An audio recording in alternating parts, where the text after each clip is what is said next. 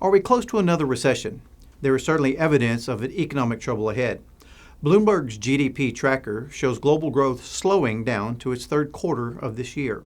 There are also whispers that the International Monetary Fund will cut its 2019 growth forecast, already projected to be the lowest since 2009. And the Brookings Institute is sounding the alarm on what they're calling a synchronized stagnation of the world economies. The odds of a downturn in 2020 are increasing, and some of the classic warning signs are starting to align.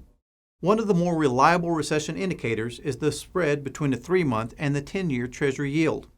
When the yield on the shorter-term duration security note moves higher than the longer duration note, it reflects investor skepticism about future growth. Yield curve inversions have accurately predicted economic downturns for the past 50 years. In 2019, the yield curve was inverted for almost 5 months. Corporate health is also weak. Non-financial corporate profits plummeted to 10.9% in the past quarter. Global profits have also been squeezed to low growth, and rising debt have resulted in a dramatic increase in over-lengthened companies worldwide. Volatile financial markets have raised the prospects of economic doom.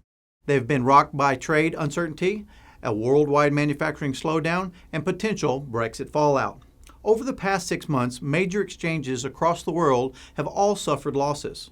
Perhaps the greatest risk to the world economy is low interest rates that pave the way for secular stagnation. Since the financial crisis, major economies have kept rates artificially low. They have also amassed large deficits and increased global debt by 50%.